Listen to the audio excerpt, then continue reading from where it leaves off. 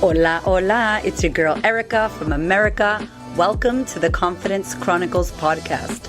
This podcast is all about helping you stand in who you are. Stop giving a fuck what people think about you. Start standing as your fully expressed self.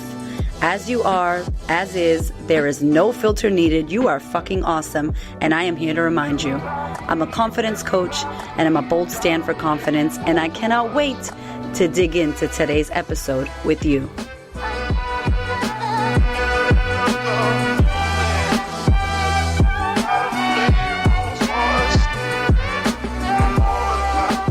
My loves, welcome to the podcast. Today we have an incredible interview with an amazing woman who I have been looking up to forever since I saw her speak at the Business Chicks event. Kemi Nekvapil.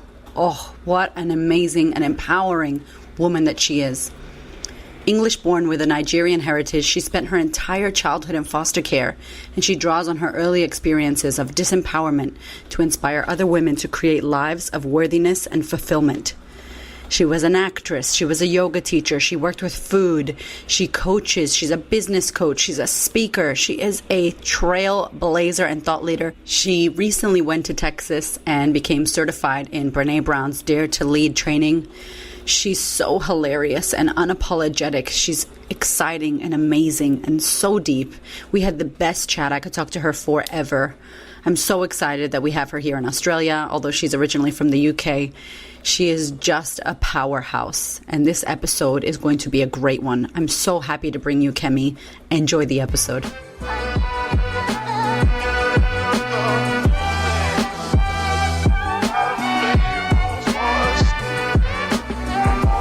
Kemi, welcome to the podcast. Finally.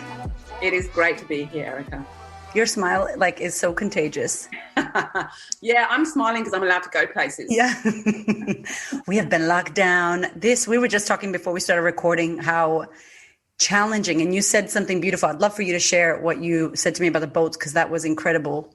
Yeah, I just heard this as a psychologist talking on the radio the other day, and he said we all have to have empathy with how everyone is navigating lockdown, but also re-emergence into the world. And he said we have all been in the same storm, but we are all in different boats. And it just had me take a breath, because I thought that is such a beautifully powerful way to kind of verbalize what we've all experienced. We've all experienced this. And I think for those that aren't in Victoria and haven't been in lockdown for 6 months, it's hard to understand and to empathize what it's actually been like for those of us that have been navigating it. And yes, we've survived it, but surviving a crisis takes something, it's depleting, it's draining, it's fatiguing. And now that we're out of it, I think even for myself, I'm feeling like this last 6 months I would say that in the 6 months, I've done well. I'm a homebody. I'm an introvert. Being at home is fine. Where my energy has been depleted is that I haven't been able to have any time on my own. Yeah. And I need that regularly, and I normally have that in my schedule. It's what I need so that I can show up in the world in the way that I need to show up. And in kind of realizing, okay, now I can go places, I'm like, yeah, I need to go somewhere on my own. Can everybody leave? Can you all go places? And no one's leaving. And they left. And that's what I was waiting for. And I think that's what's really interesting. I think I was waiting for, when my husband goes back to work and when my kids go back to school, then it will be fine. And it's actually like, no, I actually need to leave home and go somewhere else on my own. And I know that will fill my cup, so I can then finish out the year in a way that is, useful to me and for others. Yes. Yeah. And it's so good. Obviously, you know what you need from doing this work for so long. Yeah. And you've been in the wellness industry for over 25 years now. Is that? That's true. Wow. Yeah, it is true. I first started in my yoga practice. So that was I started at 20 and I'm 46 now. So 26 years ago. My goodness. You look 26, please. Oh my gosh. Not that one. Oh, that's crazy. But yeah, 26. So that was my first, and it manifested in different ways. I worked in London's first organic cafe as well. So that kind of, with that whole idea around food as well. Teaching yoga, practicing yoga, meditation, all of those things has definitely been my foundation for a very long time. And it is a practice. I know that people are listening. For some people, it's like, oh God, that bloody meditation and yoga thing. Yeah. And it's like, look, I've been in for 26 years, and when I had children, that was 5 minutes in the shower was my meditation practice. It doesn't look like orange robes, you know. It's like, how do I look after myself in the world? Being mindful of the chapter that I'm in my life, with no shooting all over myself and no judging. There's a lot of self-compassion that comes into that space for me. It's so important too, because I always say my old ritual, like I used to listen when the kids were little. They're 3 and 5 now. And I know you have teenagers. I want to talk about that because that's a whole nother ball game, right? Ball game. But I used to listen to all these podcasts with these high achieving men, and they'd be like, what's your ritual every morning, first 60 minutes? And I'm like, the Wiggles and toast, and I burn incense. So I pretend that I'm doing something for me. Yeah, exactly. And that's the thing, isn't it, is that we have to be careful of who we're comparing ourselves to. I hear those men, some of them are, you know, incredible men with incredible rituals, but I'm always thinking, and what's your partner doing? Yeah. While you're doing all that, awesome. What's your partner doing? Yeah, right. Who's making you breakfast, huh? Right, while you're doing that stuff. And for me, for women, it's us being able to say, oh, I also deserve to have the space to do those things too. Yes. Yeah. Yes. So I heard you speak at Business Chicks, and I interviewed Sam Gash. Shout out to Sam Gash on the podcast. You're one of my nearest and nearest peers. We speak every day, practically every day. She's amazing.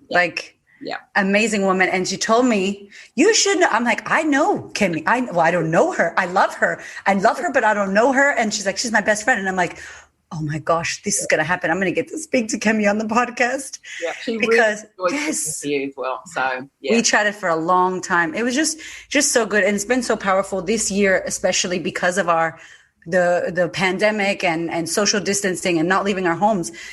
I feel like we've used the internet to connect with some really incredible people and be of service. Yes. And it's just, I've never been able to connect with women on this level because we almost had to find another way. Yeah, exactly. And I would have to say one thing for me, I'm not what you'd call a tech early adopter in any way, And I also have to say that at the beginning, especially the first lockdown in Melbourne, I was like, I get it. I actually get it now, how social media can be used for a force for good, especially around Black Lives Matter. And, you know, and I have to say, as a Black person, not like, when it erupted, it's like, well, no, it's been here for a long time. Yeah. For those of us in the know that are living it, we know it's been around for a long time.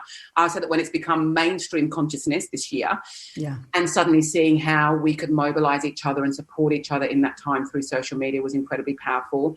I also, though, have to say as well that there are also boundaries that I put in place around conversations that I was willing to have on social media around certain things during this time. Yes, I saw that. Yeah, and it's important. It's important because there are certain spaces that I do not wish to have conversations about certain things with complete strangers that I do not know. Yes. And so even though I felt that it was a very galvanizing force, I also think that we need to set boundaries around social media as well as individuals, whatever that looks like. Yeah. And this is like such a year for boundaries. It's such a year for, you know, your space and knowing who you're listening to and what you're listening to and who you're letting in. Even with the whole COVID thing, I remember hearing people saying, you know, there's nothing on the shelves. And I'm like, is that true? There's nothing on the shelves. Like, don't call me mother-in-law telling me that because that stresses me out. Yeah. And it's knowing who to connect with, who to talk to, who to listen to, social media. It's been huge for that. And I remember when I first heard you speaking at Business Chicks and you said something about empowerment and inspiration that I was like, and then I found out you were a foster child too, because I am too. And I was like, oh my gosh. And all these things that I have been stuck in you, girl, all the things that I, no, it's creepy. It's definitely a creepy way. I'm like, home birth. Oh my gosh. Foster child, actress. I want to be an actress. I love acting. And I was like, you love Idris Elba? Oh my gosh. I tell you. My husband a little bit looks like Idris Elba sometimes. Sometimes. That's Sri Lankan Idris Elba. My husband is a white male, so he never looks like Idris Elba. I can't even say that. Like, sometimes no. I could say, oh, you look a little bit like, he thinks sometimes he looks like Ben Affleck, and I'm like, no, he's never really done. But yes, Idris, I always thought I'd met him first. But anyway. Idris, shout out to, we love him. And I just was like, there's so many things. And when Sam says she's my friend, I'm like, incredible. And you run and you do, tell me, like, what don't you do first of all? Because it's all the things are you a Gemini as well? No, I'm a Leo. Oh, yeah. What don't I do? I don't play tennis. I don't ski. I don't suffer fools gladly. I was told in my school report when I was 12, and I didn't know what that meant. And I had to go home and go, what does that mean? I don't suffer fools gladly. And I think what I would say about that now is what it meant was I'm not very good at sort of hanging around for people's BS and inauthenticity. Yes. That's what I would say. And then if I would add my sort of spiritual practice to that as well, it also means, and that's not a judgment, it's just that I know the people that I want to spend time with. I am now in my 40s and I'm female, so I'm really, like, my BS radar is very It must come in handy too with what you do, with your work. Yeah, and also that I know, like, maybe I've only got 40 years left, you know, and that's important. I feel very much like I have work to do here, and I'm at a point now in my life where I get to say where I spend my time and who I spend my time with and who I work with, and whose stages I want to step on as a speaker, and who I get to work with as clients, and what a gift and what a joy all of that is. Yes. But I only have so much life energy. I have to be really protective of where that energy goes. Yeah, and that's something that all of the listeners can learn from, because I think when we don't know that, we're open and we really kind of like a leaf blowing in the air, going this way and going that way. And the biggest thing my audience struggles with, and the biggest thing I love to talk about, is a hashtag called hashtag FWOT, which stands for fuck what others think, but not in a bad way, in like a fuck that, like not fuck you, but fuck that. We don't have time for that. I'm going to do what I'm doing and you're going to be wrong about me, and that's okay. And no one knows who we are. How do you feel that you've gained this? I know there's so much that you've done, but what was a point for you? Well, I think that what I would add to that as well, I definitely get the sentiment of that acronym, which is really long, and I'm not sure that I'm going to be able to repeat it, but I get it.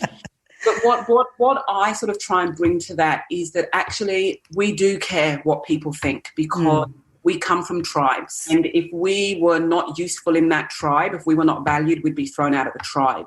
So what I started to talk about is that actually that kind of what other people think is encoded in us.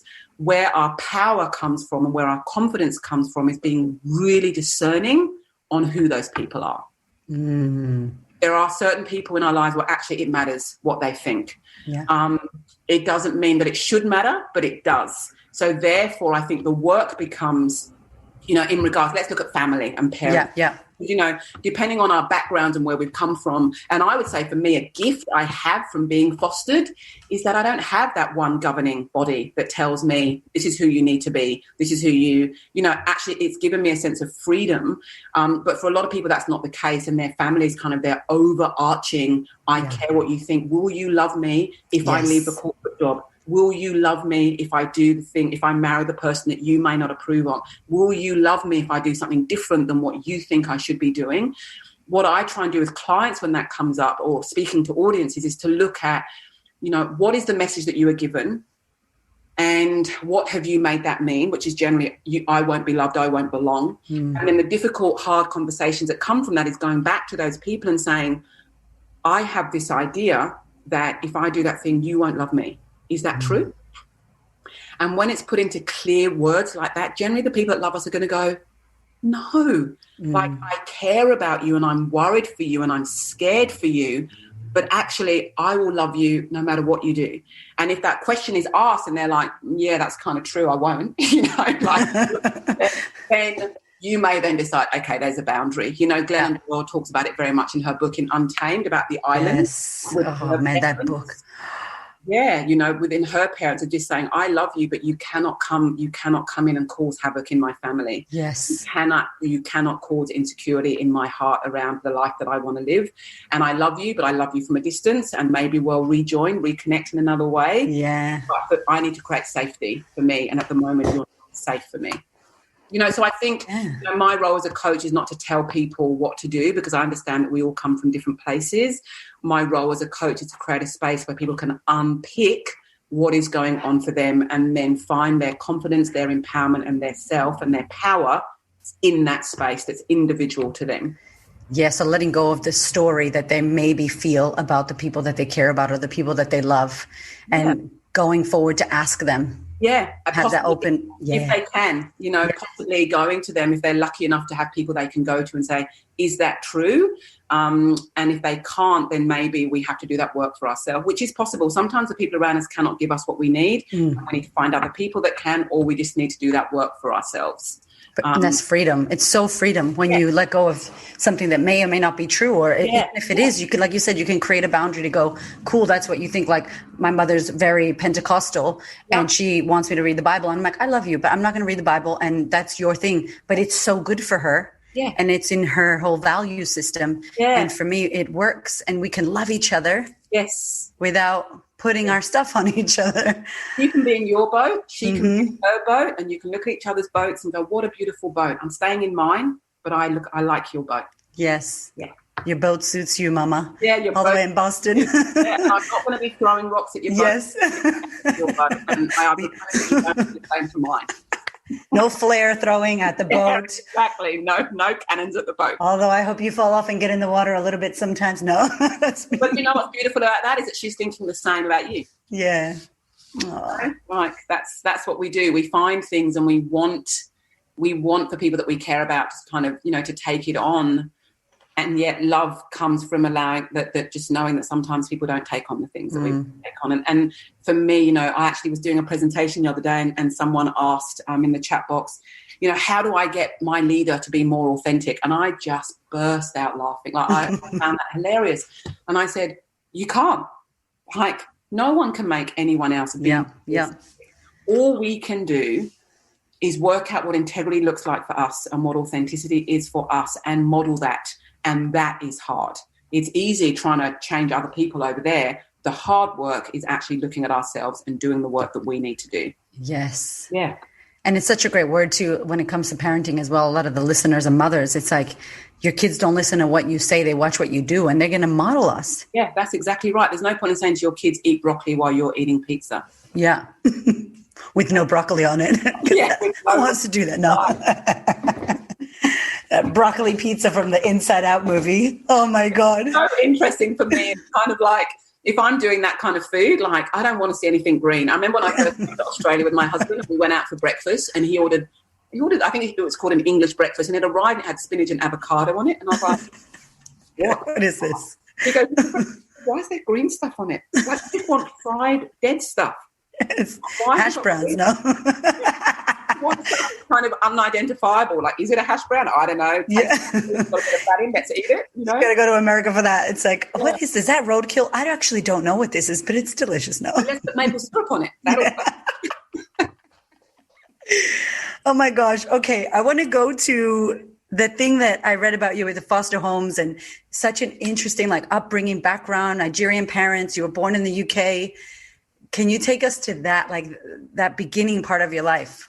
I know you've talked about it so much, but it's kind of context as well around that as well. So, and this is really interesting. This is part of me. I realized after speaking to a friend who I'd known for many years, we were chatting one day and she went, God, and it's just so bad that your parents were crack addicts. So I went, What?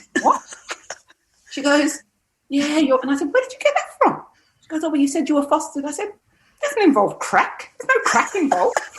So for the context for the listeners, so in the 1970s, well-to-do middle-class Nigerian families were very much indoctrinated to believe, this is colonization in Nigeria in the 1970s, if you want your children to become anything, you have to send them to England for an education.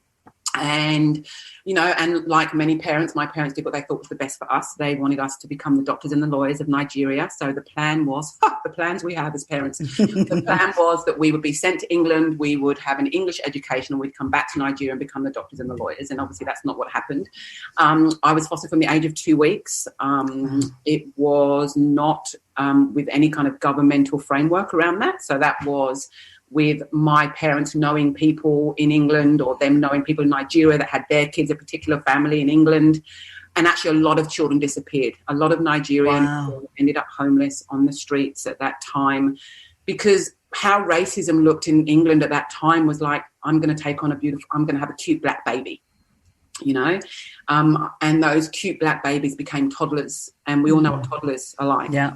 So then those toddlers would be moved on to another family. These Nigerian parents would come back to England to say, hi, I've come to, where's my kid? Oh, I've moved your child on. Now they're with so-and-so. Now they're with so-and-so. A lot of Nigerian children got lost. Oh, my God. I was very blessed that I didn't. I was fostered with my sister. I'm the oldest of 7, and 6 of us were fostered in pairs in different foster families. I was very blessed in that my first foster family, who I still call Mummy Olive, that I was with her mainly for 7 years with my sister. So I don't struggle with what many, many foster children struggle with, that kind of attachment thing, which is real. That first 7 years is so fundamental to attachment. But, like anyone that's been moved around, whether it's a military family, whether it's a foster child, whatever that is, I come with my own childhood wounds. And one of those wounds that really manifested when I was a teenager was that friends would go on holiday and I would believe that I would never see them again. Because my experience of being fostered was that my mum would put us in a foster family, and then something would happen around payments. She's working a Nigerian wage, and yet, English pounds needed to be paid. She couldn't always meet those payments. So then even though most of my foster families would keep us for longer than the payments had stopped coming, which is why I kind of grew up knowing I was loved. It wasn't like the money stopped, you're out. Yeah. And it just turned out that for me, it meant that I'd been moved from these people that I loved so much, my parents, but suddenly they were gone. So this is your mum and dad. Oh, no, now this is your mum and dad. Oh, now this is your mum and dad. Now this is your mum and dad. So then I never had that security of knowing, oh, this is my mum and dad and I'm going to be here forever. I always felt like, and as we do as children, you take it on as like, oh, I need to be good.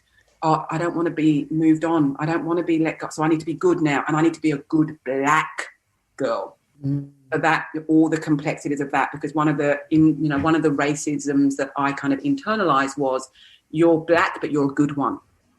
The kind of message that I was given was, oh, okay, so black people are bad, but I'm a good one, so I need to be really, really good. And those people over there that I look like, they're the bad ones. So that messes with your head. Yes. And so I had 5 different primary carers growing up, including my mum, who I would see in the holidays. So I kind of had 6 parents growing up from the age of 2 weeks to 13. And it so informs work that I do now, because having that sense of disempowerment as a child, of not knowing who my fundamental carers were, that is so important to me now to create a space, because I've had to create what empowerment looks like for me as an individual with that beginning. And basically the work that I do now with women is to create a space where we can create what power looks like for us, Yes. We create a space for ourselves where we belong, with our unique selves, without apology. Because I definitely felt that I spent a lot of my life apologising for the way that I looked within the context, always being the black girl at school, always being the black girl in most of the rooms that I found myself in, and constantly feeling like, oh, I have to be grateful for being here. I can't say anything wrong. I can't rock the boat. So, look, it's been a real unlearning for me. And it's constant, that unlearning.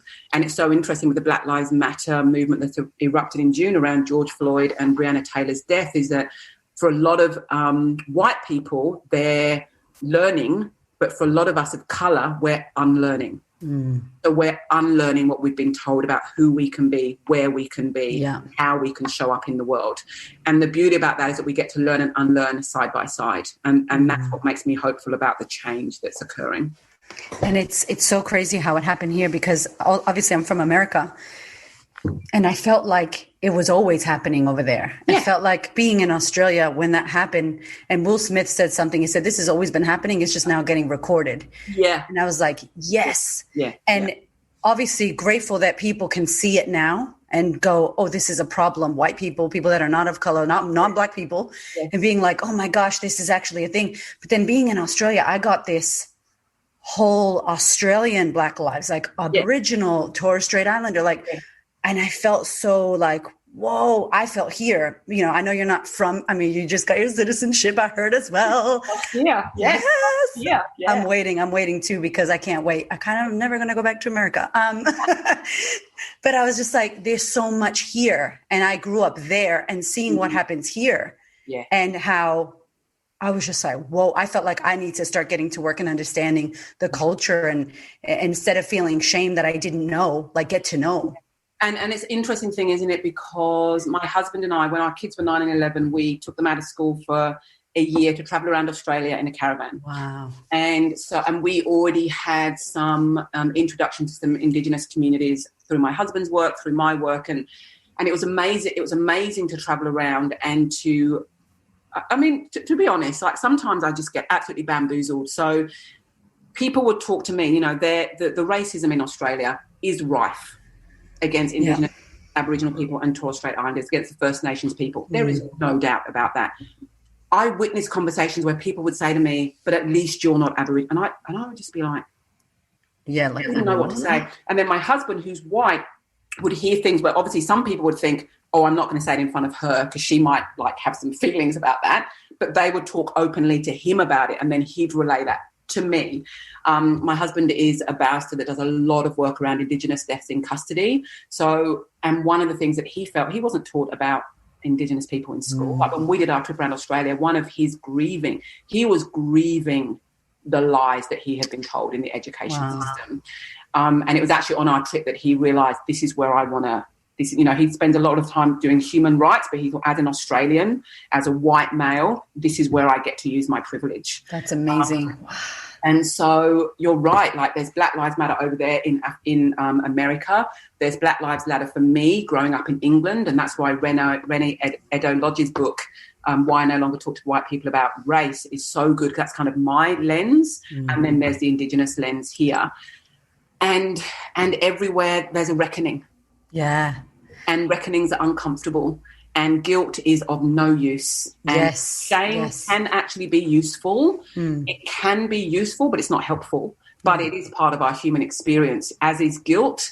But I think what's more empowering is for all of us to ask, what privilege? I know that as a Black woman, I don't have race privilege, but I do have education privilege.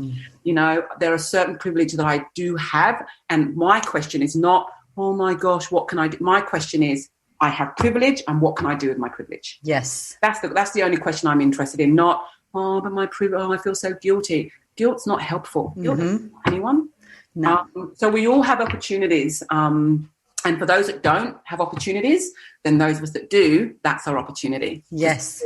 Not to help, but to support and to meet people that don't have what we have, and to ask, how can I support you? Not how can I help you? That's disempowering. No one wants to be helped.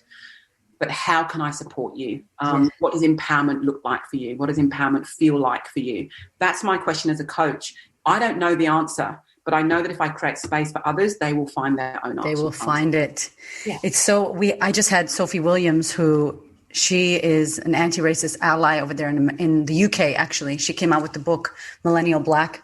And her work that she's doing there is so incredible. And she came onto the podcast and she was saying how so many people, her Instagram went from 1,700 to 200,000 because she started creating these posters and really sharing. And she took it upon herself to start educating and sharing it with people. And Justin Bieber shared it on Instagram and it went crazy. And she was just saying how much she'd been asked to educate people and how white people were like, so how, and she's just like, no, I mean, in her Instagram, she put a PayPal link. Like, if you're getting some value from what I'm teaching you, like, it is up to I'm a Puerto Rican marginalized woman, but still here in Australia, I knew nothing about what was going on in the culture, and what your husband's doing is so important. Like, I just felt like it's so beautiful because I get to teach my children, and now they are teaching our kids in childcare. Exactly. They come home, I'm like, wow. Yeah. I feel like from observer to now an active Australian trying to shift and make some change here myself. Yeah, because that's all we can do as individuals. We can look at the whole system and go, it's too big, what can I do? And actually we can all do something. We can all do something, whether it doesn't even have to be race. It can, like in anything, whether it's what's been really interesting, I think, around COVID is I've always been someone that's very committed to community. So I do know the names of everyone on my street. We hang out. My neighbours are very close friends. Our kids have grown up together.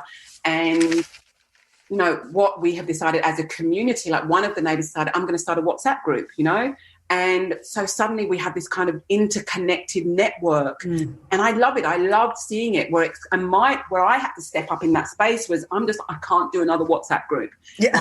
As I said, I really protect my energy. So I was sort of like, oh God, another WhatsApp group. But I decided, how I need to step up in my community right now is to check in with that WhatsApp group once a week. Yeah. Make the effort, to make the effort to actually see it. It's not necessarily a big thing, but it's, for me, my community is important. What do I need to do so that I can show up for my community in this space to support the person that started that? I'm not going to start a WhatsApp group. Yeah. Someone has, and I can support that. Yes. And I feel like community, I don't know if you think the same, but as a foster kid, I love strangers. I love community. Do you feel like it's something that you got from your upbringing, or do you feel like this is something that you've developed, like I don't know, because I feel like foster care for me was like strangers, people, friendliness. Right. That's interesting. I've never actually thought of that, but I consciously, my husband and I never taught our children stranger danger. Yeah. I've never really thought of it because I didn't want them to think that everyone they know, everyone who doesn't know you is going to hurt you. Like, that is not, we really wanted to raise our children that the world is a beautiful place where bad things happen. Not I love that. A bad place where occasionally beautiful things happen. I love that. And it's taken, we've had to create boundaries around our children, how we've raised them, the people we want them to be around, because I think we just wanted to hold their spirit and their soul and just go, the world is beautiful and sometimes bad things happen. And now they're teenagers and now they're working out for themselves. Yeah, bad things happen and there are bad people, but that's not their inherent experience of the world. I love, my son's on Instagram and my daughter's on Instagram, and I see the things that they share, and I see that, oh my gosh, like that they will share, this is the flower that I saw on the way to school today, and I see that, and they'll share political things, and they were very invested in the election. But yeah, so for me, I'd never thought about it in terms of fostering, but yeah, 100%. We've learned that strangers can love you, that strangers can care for you. And I didn't know that I was going to have children. I didn't grow up thinking I'm going to have children because I knew you don't have to have a child to love a child and to impact a child's life. So yeah, that's interesting that you say that. I'd never thought about it like that. I know that from being fostered, from being on the outside of families and kind of having to arrive in these dynamics and work out, okay, how does this work, is one of the ways that I can stand in a space and facilitate for a team, or stand on stage and facilitate for a group, because I can stand there and observe and go, there's interesting energies here. How does this work? What do I need to bring to this space to have this work? So, one of the things I love about leadership now in the 21st century, and the conversation that I get to be in as an executive coach and a team facilitator, is that our experiences, the pain, the despair, the joys, the successes, the struggles, the grief, all of that is what we get to bring into our leadership. It's not the patriarchal model where you have to pretend you're not a human and it all stays at home, it stays out of the office. And in fact, that model doesn't work for men either. It does not work for men either, pretending that they are a one-dimensional, success-only, outcome-driven only. Because we know the rate of mental health in men, suicide, divorce rates, alienation from their families, it doesn't work. But when we can all show up as humans and go, I can be a professional and still have wounds. Yes. I can show up and do my work and still be struggling. I can be here and lead a team and still have issues in my home. And I want to be able to show up. It doesn't mean that we want to show up and vomit, go, oh my God, I had an argument last night. That is not professional. But it does mean that we can show up and say, wow, I've got some personal issues going on right now. So if I'm a little bit short in the office or I seem a little bit flat, that's what's going on for me. So I just wanted to let you know that, because I understand as a leader that may be going on for you too. And I want you to know that I know that we're all humans sharing a space. Yes. What's the work that we need to get done today? That is so powerful too, because I don't know when it was that I heard that business is not personal. And I'm like, we are the person in the business. Of course it is. And now, how have you seen, because I know you speak a lot and you're working with corporates and you're working with women in leadership and thought leadership. And how have you seen that this time where we've been in isolation and everybody's moved virtually, how have you seen leadership be impacted? Oh, in so many ways. I mean, a reoccurring conversation I've had with my clients and with leaders that are working with teams, the kind of presentations I've been doing for organizations, is they've never had to have this many conversations around mental health. Wow, yeah.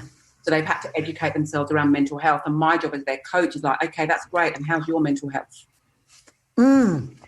Bam. Yes. Yeah. That is yes. You know, it's like great that you're looking at, but how is your mental health in holding other people's mental health? You're affected by that. I actually went to go and see, and this is one thing that I love, I'm now going to be talking about because I've just discovered it for myself as a 46-year-old woman. I'm going into perimenopause now. And as someone where well-being is one of my core values, I've decided to find a functional female doctor. And the reason she's my doctor is because she had in her bio, I'm a perimenopausal woman. I was like, there you go. So there's the human. And because you've said that, I want you as my doctor. Yes. Right? So I was seeing her and she said, you know, I'm seeing doctors that are also perimenopausal women who are having to manage people during a global pandemic. Their practices are completely full. And I'm seeing them because they're not looking after themselves. So this chain of us being connected to each other in this way is really powerful in knowing that, you know, every single part of who we are is valid. Every single part of who we are is what we bring into our space for leadership. Part of the work I love, an organisation that I'm doing, you know, that I'm part of is 100% Human at Work. So this comes from my visit to Necker Island, Richard Branson being part of this network, me speaking on a panel on Necker Island about this. But this is the global conversation, is how do we get to be humans at work? And as entrepreneurs, we're so blessed. That we get, and I know the way that you share as well, that we get to share our humanness, and that is what attracts people to the work that we do. Because you attract a certain type of person, I attract a certain type of person. There are overlays in who we attract because we're able in our work to say, oh my gosh, this is what's happening right now, you know, or this is what I'm feeling right now. This is what I think right now. And what the corporate space is trying to do is look at, how do we honour the humans? Because the humans are leaving the corporate world in droves. Wow. In droves. And yet there are organisations, and these are the ones that I work with, that are like, something is missing and we need to readdress what is going on. And it's beautiful to work with those organisations. It's beautiful to be a Dare to Lead facilitator, facilitating Brenè Brown. Yes, I was going to ask you about that. That's amazing. Yeah. So it feels like a gift. I feel that I couldn't do the work I do now. One, as a woman, one, as a Black woman, I couldn't do the work that I do now in the spaces that I do now unless I was in this time. Yes. And I'm ready now at 46. I wouldn't have been ready at 36. If these opportunities had come into me, I probably would have gone, not helpful. You know? But now I'm like, yes, I know what I bring. I know what I bring. I know the value that I bring. And yes, I want to do this work. How was that? How was going there? Because you went to America. I went to Texas. Texas. Yeah. How was that? Oh, man. How was that? How was Texas? Look, I will go wherever Brenè asks me to go, right? Yes, okay. Texan, and I love Brenè, and that's great. I mean, not only do I mean that I love her in a kind of surface way, but I deeply admire and respect her. And I love her humanity and how she shares. And it was actually her that really validated the way that I want to lead in the world.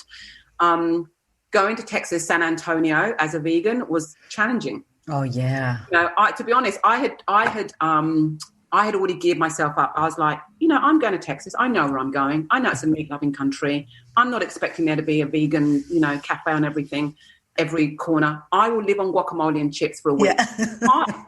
Not an issue, you know. I'll be honest, when I was just like, yeah, actually, this isn't going to work. And I was in a hotel and the menu wasn't great. So I thought, actually, I'm going to check out of the hotel. I'm going to go to a service apartment. I'm going to take an Uber for an hour out of where I am, or whatever it was, half an hour. I'm going to go to Whole Foods. I'm going to buy up for the week. Whole Foods. Yeah. Oh, just I miss it. I go. Yeah. I know. I do miss it. I love Whole Foods because when I first went to a Whole Foods, 15 years ago, that was groundbreaking. I was working, I was working as a chef in an organic restaurant in England, and to go to America and see I was just like, my friend who I was too like, are there any other places you want to go while you're here in New York? I was like, yeah, nah. Let's just stay in Whole Foods. Whole Foods, Trader Joe's, maybe? No. But, you know, the training, the people, being in that room. Brenè talks a lot about permission slips. So with the work that I facilitate as well, it's like, what do you need to give yourself permission to do? And I remember I was kind of there. There was a table of us Aussies. We'd kind of spoken. We'd met sort of online beforehand, and we're at one of the front tables, and I realised when I got in there that people were being kind of pretty subdued and I'm actually a really excitable, joyous person and fun. I love fun and I love and pranks and all that stuff. And I walked in that room and I realised, I thought, I need to give myself permission to be so completely overwhelmed with excitement and joy right now. I am not going to play it cool. I am not going to. Yes. Brenè Brown is about to walk in the room. I've had to jump through hoops to get here. In terms of, her selection process and criteria, as you can imagine, is extensive. Of course. And to be in that room, and I got there and someone said, "Hey, girl," I was like, I am. I said, "I am so excited to be here. This is incredible. This is incredible." So that was great. I was having a couple of conversations. Then somebody said, "Have you picked up your hoodie?" I was like, "What?" They said, "Yeah, there are hoodies. There are Dare To Lead." I was like, "There's a hoodie as well? I get to be here in this room." Oh my gosh, Mic drop. I ran out. I literally danced out. "Where's my hoodie? Oh my God. Hoodie?" As a runner, I wear hoodies after my long runs and all that sort of stuff. Yes. So, yeah, look, it was incredible. She over-delivered. She's everything that she professes to be. She does not. She has no time for fools either. She is compassionate. She's empathetic. She is strong. She's an incredible storyteller. She is incredibly funny. To be able to facilitate her work, there's only, I think, 600, 700 of us in the world that get to Wow, Kemi, that's amazing. And it's an honor, and she's constantly, her work is, it's 20 years long, and she holds her work in such high esteem and expects us to do that too, and we do. And it's a pleasure to be part of the alumni and part of her facilitator family. Wow. How long was it for that you were there? Oh my gosh, the training itself was 3.5 days. Wow. But we had to have been within the leadership and coaching space and accredited, or in management leadership. Like, there were quite a few criteria that we had to meet, and we can only facilitate Dare to Lead if we already have a background within this work. You can't just go there, without having your own practice and without having clients and organizations, because she's not going to just hand out, 20 and she shouldn't. My gosh, her work is so powerful. And it's so powerful. So, it's work that we facilitate, and yet we're also constantly learning and teaching as well. And that's what I think, personal development, personal growth, professional development, we always want to be working with the people that are doing the work we're doing. So I have my own coach. Yep. I need a safe space that I can arrive and talk. Of course. And we as facilitators need to be doing this work as well. Yeah. Yes. What is something for you, the biggest thing you've maybe worked through this year for yourself, developing yourself and going to the next level of yourself? What's been something that's come up for you that you've been like, oh, I want to go there or do that? Great question. I think, and this is kind of geared into the Black Lives Matter thing as well, with my unlearning, I remember feeling very exposed. And I was talking to my husband about it. I said, I feel that for those of us that are Black navigating white spaces every single day, there are certain survival mechanisms that we have had that no one's kind of known about. Like, it's just how we've lived. It's just what we've had to do. And I think certain women have to do that too.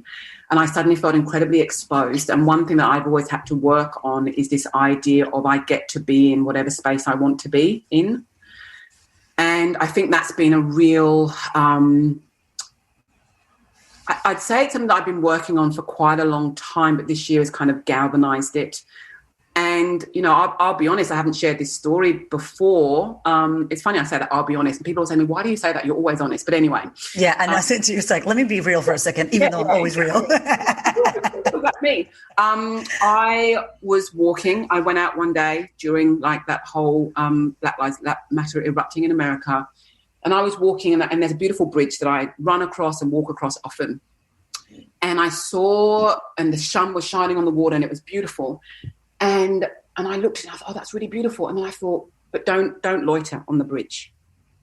And I just thought, oh, where does that come from? And I just thought, oh my gosh, and there it is. It's, don't be a Black person loitering, number one, because people might worry what you're doing and why you're there, number one.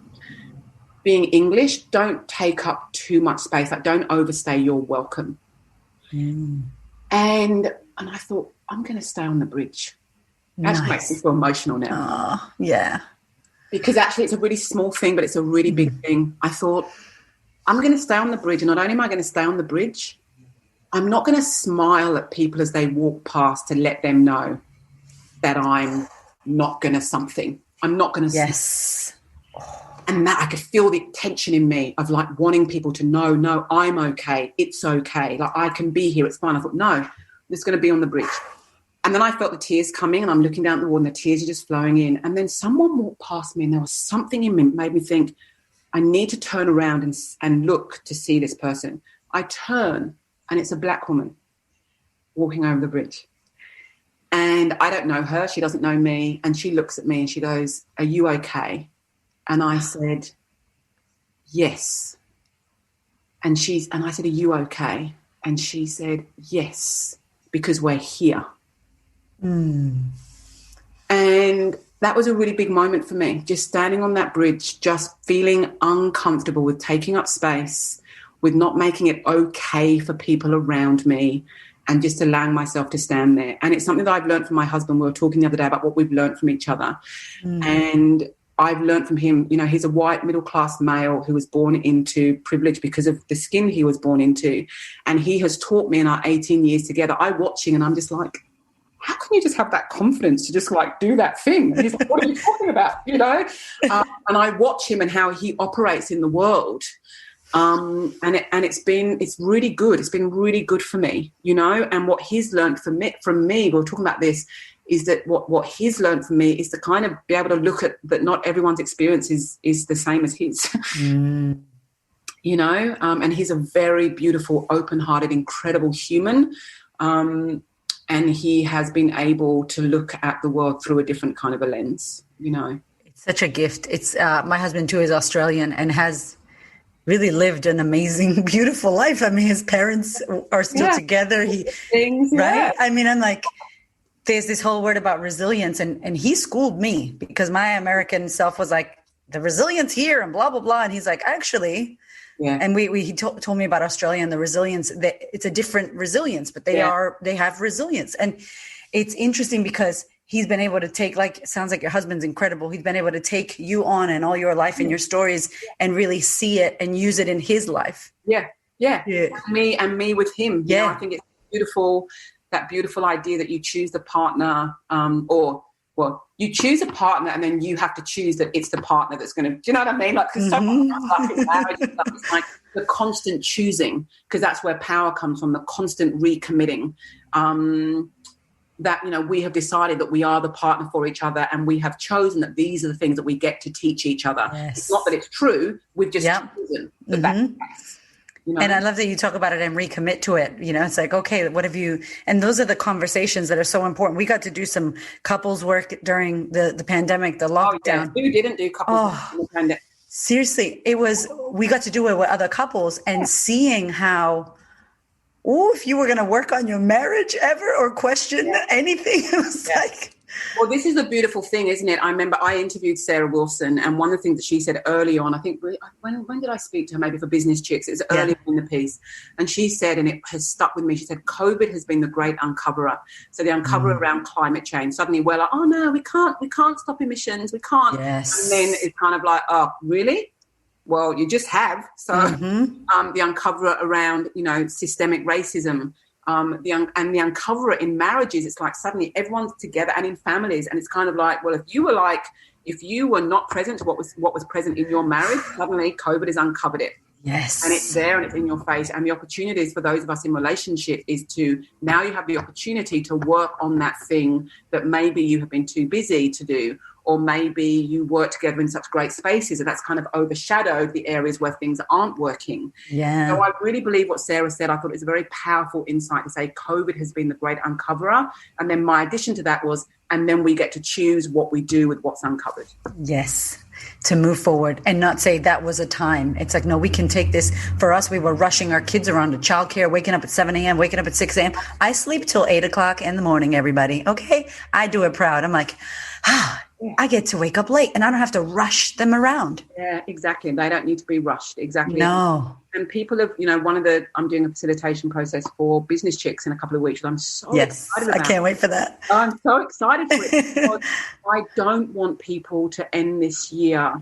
The memes are funny. I've seen the trailer for 2020. I don't want to see it didn't happen. And yet, if we are pulled towards growth, there's an opportunity. And this isn't about positive thinking, so I'm not a fan about positive thinking, but it is creating a space for people to look at what have I gained this year, but also what have I lost? What am I grieving, or what am I pretending I'm not grieving and yet I am? What do I want to take forward? What have I learned? All of these questions to once again create the space for people to work out this is what this year has meant. Not, and there has been a silver lining, or, because it's not that. It's, as I said, we are all in different boats. None of us have come out of this year unscathed. As Rachel, who's the beautiful Rachel? Girl, wash your face. Oh, yes, Rachel Hollis. There you go, Rachel Hollis. So she was interviewed the other day and I watched it. She said, no one's coming out of 2020 unscathed. And once again, very true words. So I want us to be able to be present to where have we been scathed this year, but also we have all gained things this year. Yeah. And it's not that one outweighs the other. It's just that they can sit side by side. We can gain and lose at exactly the same time. It's so funny. We had a retreat that we had to cancel. And I said to all my clients, I'm like, you actually had a retreat. Maybe it wasn't the retreat you wanted, but you definitely retreated back.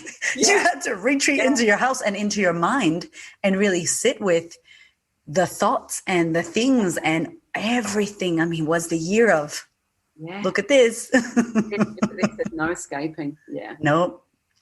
Okay. So I want to ask you, because you have yoga, then food, then now what you do. How did what you do now transition? Like, how did you go? I heard about being an actress, and I want to ask you, do you still want to be an actress? Do you still, is part of you? Great question. It was funny actually when we had 2 young kids under 5, my husband, it was just the beginning, like his sort of work. And he's like, are you sure you don't want to be an actress again? Because, I was earning good money. He goes, are you sure you don't want to be an actress? And I was like, yeah, no. Do I want to be an actress again? No. Look, I don't have a pull to it. Yeah. But I still love it. If I was called, and this is an interesting thing, this is what I know. There are certain shows. So there's an amazing play called Raisin in the Sun, and that was written in the civil rights movement. And I remember seeing that in London after I'd given up acting. And I do remember thinking, I would have loved to have been in that show. I have friends that are actors and musicians and I know producers and stuff in Melbourne now. If I was called by someone and they said, there's a role within this particular show, are you interested? I would definitely read the script and I would definitely be open. Okay. Yeah, because I'm open to opportunities, you know. But what I did know is that I didn't want to spend my life being someone else. Oh my God, tell me. I just didn't want to spend my life being other characters. I wanted to spend my life learning about myself. I also really enjoyed acting, but I didn't, because I had a childhood of survival. It wasn't a dream for me. I share this story a lot, that I was with the Royal Shakespeare Company. I was in New York, that's a pretty incredible gig. Yes. Talking to another actress and, we were chatting about dreams and she said, oh my God, my goal is to be Lady Macbeth when I'm 40. And I remember thinking, this is a white actress. Number one, I thought, well, I'm not going to get to be Lady Macbeth when I'm 40. Yeah. That wasn't something that I had mirrored. I thought, too, I love Shakespeare, but I don't really see that as my life mission to be Lady Macbeth when I'm 40. And I didn't want to take that away from her or judge her, but it made me think, well, what's my goal within acting? Like, am I going to be, and once again, I think for me, acting didn't work for me because somebody else was in charge of whether or not I could earn money. And I loved my agent. I had an incredible progressive agent, but I didn't like that I was waiting for someone else to tell me if I could pay my rent that month. One of the great things of being an entrepreneur, you're the one that kind of gets to have a little bit more say around that. Yeah. So I loved acting. It was fun. I was blessed with the opportunities that I had to work for the National Theatre and the Royal Shakespeare Company and be on television for 3.5 years. And And yet I knew that that's not what I'm going to do for the rest of my life. Wow. Okay, you said something, and I've always thought about this. I had dreamed of being an actress since I was 7 years old. And when I had my first child, I hadn't done it. I hadn't followed the rabbit hole because I moved to LA when I was 18. And I'm like, oh, this isn't what I thought. This is too crazy. And I couldn't sleep on someone's couch. Yes. And I didn't get to do it. So I felt like there was something undone. And when my child was born, my husband said, why don't you go to these classes? And I remember sitting in the acting class. And as soon as my butt hit the chair, I started sobbing like, oh my God, I've been wanting to sit in this chair my whole life. It felt like that. Yeah. And I did it and I loved it. It gives me chills because it's I just respect the art, like the art of acting, and it's incredible. And what I realized was me, like what you just said, me being a character and studying her and being her felt very me with myself. I don't know. It felt it's about me with myself being this character. And then when I started coaching women and sitting in circles of women and doing events, it was like me with the women. Yeah. And then I'm like, my heart chose, like I thought for sure I was going to be an actress. And I was like, that felt very focused with me. That was just my thing. But when I was with the women, I'm like, oh, this is community. And I just chose that. I feel like it chose itself. Yeah, and it's an interesting thing. Steve Jobs talks about that, doesn't he? He said, because when I look back on I've had many, many careers. Yes. And and in some ways, like I said, but I've only had one career, because it's mine. Yeah. And Steve Jobs says that you look back, maybe it doesn't make sense at the time. And I can't say that I ever thought it didn't make sense. But when I look back, it's like I started in food. I'm a creative at heart. I'm a maker at heart.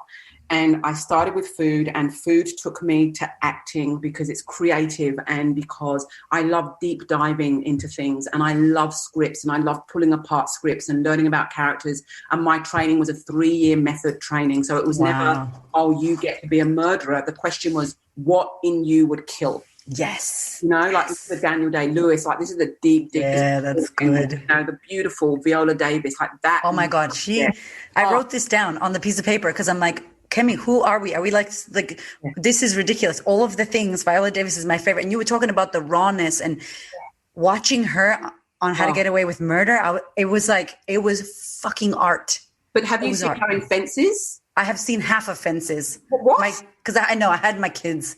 It wasn't a good time to watch it. It's like, so I was trying not to be an asshole to my children and be like, you need to go to sleep. But I have to finish it. Yeah, do finish it. But and the acting, therefore, it means that I'm very comfortable on stage. I'm very comfortable on stage. It's why I I'm committed to connecting with my audiences. I'm not committed with giving them a PowerPoint that's the same content where I'm talking at people and they're just going, who are you? I connect, I make jokes. I'm happy to do that. And then, with that, the yoga is my foundation. I was a yoga teacher in Notting Hill in London for 5 years. 5 years, wow. But I realised and chefing at the same time. Yeah. Realised for me, I couldn't create yoga as a commodity. I am so glad that there are teachers that do, and I have so many incredible yoga teachers through my years that I love. But I realised I actually cannot give this out as a service because I need this as a foundation for me to do the work that I want to do. So I made the choice. Yoga is for me. Yep. I will pay for yoga. I don't want people paying me for yoga. And then that speaks into my sort of how I coach with yoga and meditation around self-compassion. I am very much an action-orientated coach, 100%, but not at the expense of someone's mental health and well-being. Yes. I will have clients who are like, and I'm going to do it. No, blah, blah, blah. And I don't go, yeah. I go, why? And sometimes that they're like, what do you mean, why? Well, we need to know why. And are you sure that's going to work with the responsibilities that you have? Are you sure that... Yes. Because we've spoken about your burnout 3 years ago. What were your red flags then? Do you think this could... How can we have this... You achieve what you want to achieve, but does it need to be go? And then it will have people look at, but I just thought that's what... achievement. Okay, you thought that's what it looked like. Okay, and what's been the impact of that?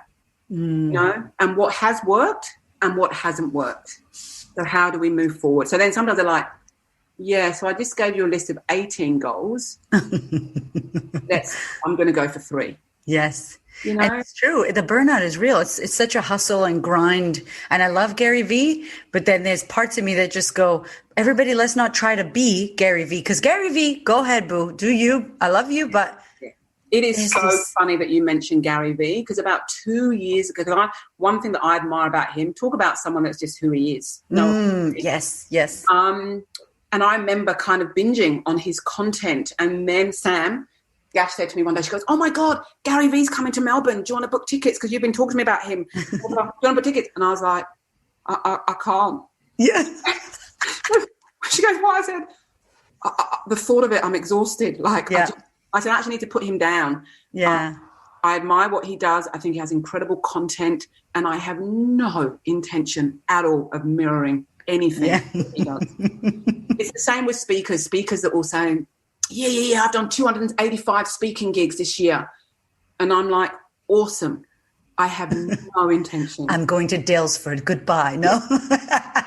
Exactly. I'm gonna plant some stuff in the garden, if that's okay, because me being in my garden and nourishing myself in that way allows me to show up for my audiences in a way that serves me and them. I've never wanted to be a fly-in and fly-out speaker, which for the listeners that don't know, it's a speaker that just kind of gets the gig, flies in, does their thing, flies out, goes in, flies out.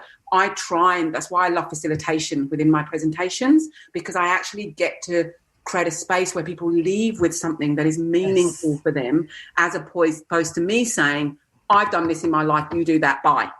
Yeah.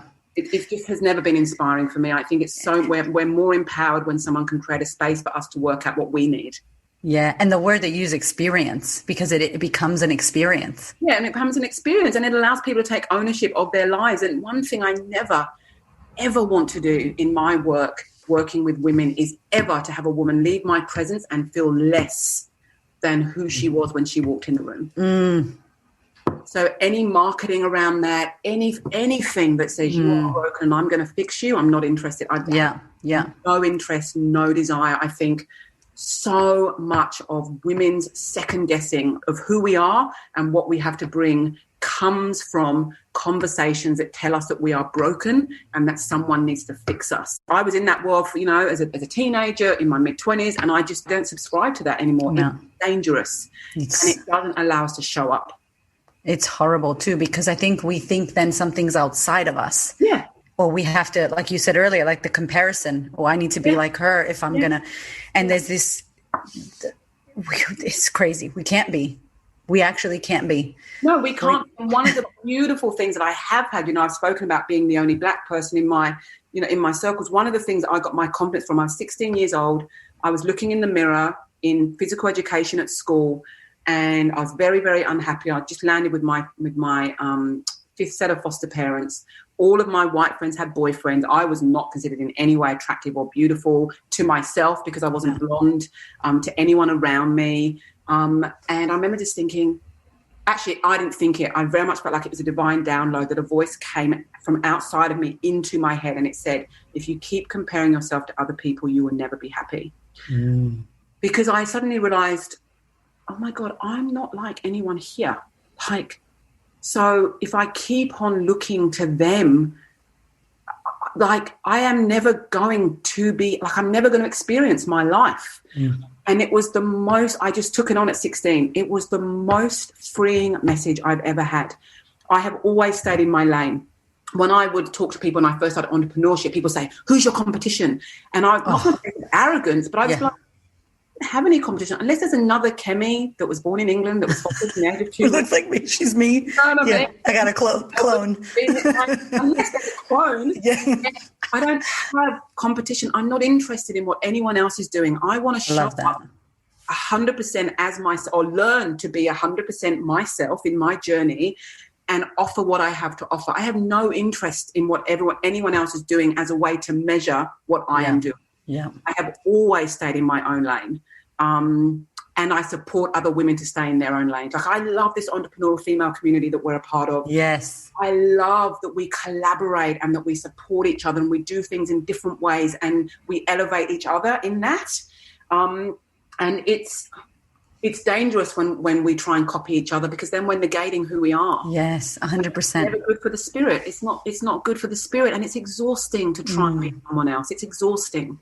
I think that too, with people say I'm not good enough. It's like, compared to who? I feel like the I'm not good enough is correlated directly to comparison, because when you say I'm not good enough, there's always an image or a something of what is good enough. What's the duality that we're thinking? And it's so beautiful when you see someone like yourself and you use your platform, or even the Business Chicks platform. That's why I love Emma, because she just is who she is. You hear her speak. She's not trying to be anything. She keeps it real. Yeah.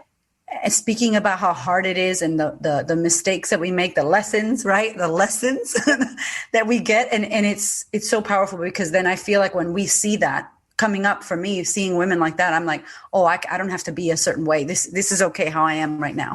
Yeah, exactly. And what's really beautiful is that if we're coming from a place of abundance, which I really believe, is that we're all attracted to different people for different reasons. And fine, like the I'm not good enough is a real human, because we're human. Yeah. I'm not good enough, I'm not lovable is real, and it's there, and it will present itself all the time. And what I talk about in that space is I'm not good enough, and not I'm not good enough, but okay, I'm not worthy, and I'm still going to write the blog post. Okay, exactly. So maybe I'm not worthy, and I'm still going to go to that event tonight. Maybe I'm not worthy, because what I know from facilitating, and I want to share this with the listeners, when I facilitate female retreats, I will ask the question, how do you feel when you walk into a room? What is your inner critic saying? What does the voice say?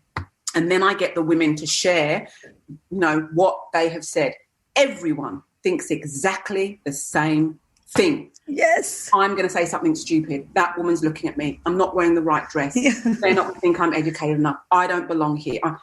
So if everyone is thinking the same thing, and actually my YouTube channel video I've done recently is, set yourself free.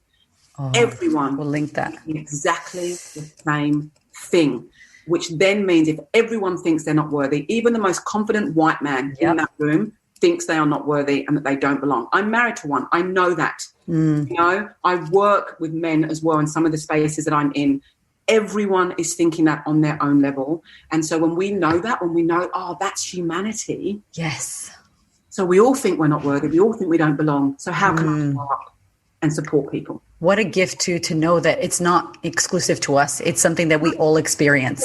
And we can create tools. And I talk a lot about the tool belt. We all want different tools in our tool belt. Some of them will last forever. Some of them will work for a certain time. We'll have that particular song that just brings you that nice. A year later and you're like, oh my God, that's disgusting. Like, I actually have a lockdown playlist. I've had a lockdown playlist I created for one. And then I did it the other. I went to press it on Spotify and I was like, I don't ever want to hear this.